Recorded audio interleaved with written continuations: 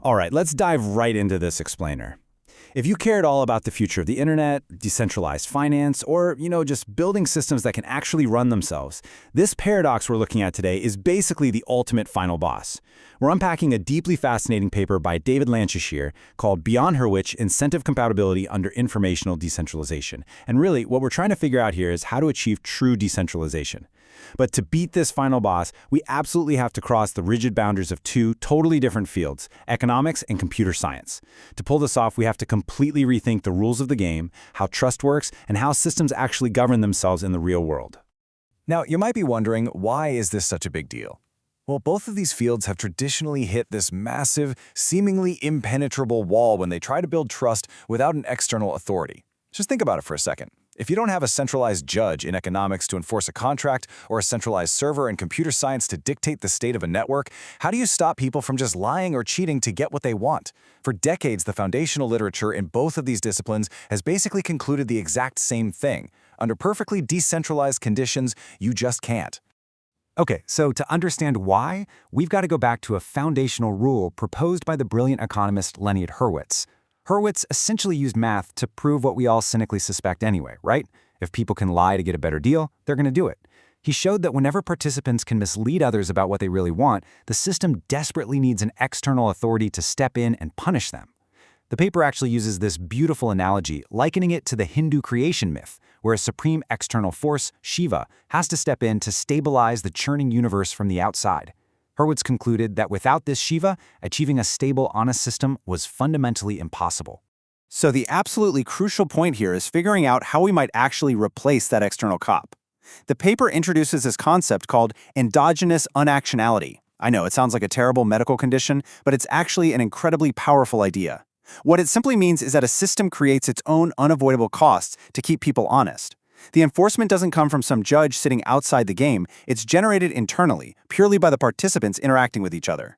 And the kicker? It's a cost that strategic players literally cannot bypass, neutralize, or game. Section 1. Disciplinary blind spots. Economics versus computer science. So the disciplinary divide we're facing here is honestly massive. On one hand, you have economists trapped by something called the revelation principle. They demand systems where motives are completely transparent and people truthfully report their preferences.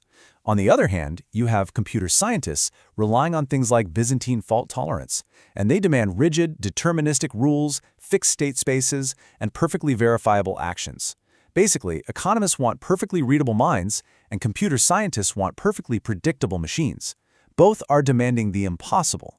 And as we're going to see, that demand for absolute clarity is exactly what makes true decentralization impossible to achieve. Section 2. Escaping the gravity well, breaking the silos. The paper uses this absolutely brilliant metaphor to describe the problem. It says researchers keep getting sucked back into the gravity well of direct mechanisms. Whenever theorists from either field try to solve decentralization, they inevitably fall back into assuming that a system can only ever have one single transparent set of rules. Every single time we try a quick fix, like, say, adding a committee or enforcing a rigid fee, we just get sucked right back into the black hole of centralized thinking. Making actions perfectly legible and transparent, ironically, just makes the whole system vulnerable to manipulation all over again. In classical mechanism design, everything relies on what the paper calls Meyerson layers. Named after Roger Meyerson, these layers are all about reducing everything down to transparent, verifiable inputs. In a Meyerson layer, if you take an action, your underlying preference is completely legible to the system. It reads your report, executes a rule, and enforces a penalty. Boom. It's clean, it's mathematically reducible, and it's completely reliant on the exact kind of transparency that causes decentralized systems to eventually break down. And here is where we finally cross the aisle and look at the interdisciplinary breakthrough. Instead of demanding transparency, the big idea is to chain together circular constructs of what are called non-Meyerson layers. These layers purposefully preserve ambiguity. They literally block transparent reduction. In these layers, actions are taken for sure, but the true motives behind those actions, the system can't perfectly verify them. It's a totally indirect mechanism where outputs loop right back around as inputs. This creates a dynamic environment where the system doesn't actually need to know why you are doing something, only that you are doing it. Section 3. The power of opacity, deliberate ambiguity. So these non-Meyerson layers create what the author calls privacy walls.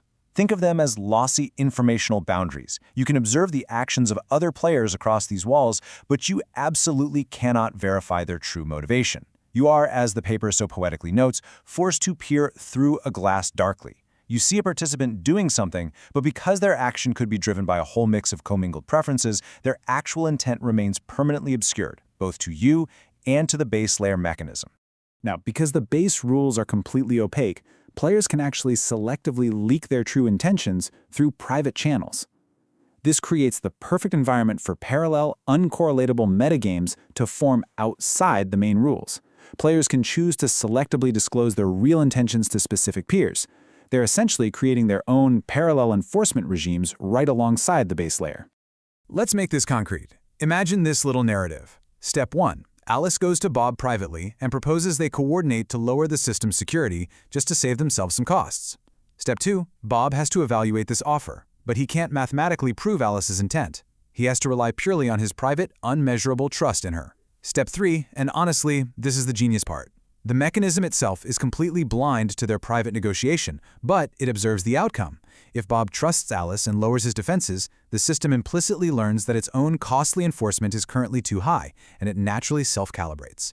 It literally uses the unmeasurable human element of trust to optimize its own security costs. How cool is that?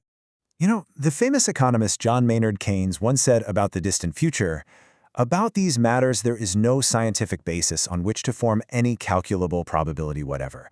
And that hits the nail on the head here. We are stepping completely out of the rigid math of computer science and right into the messy reality of human trust.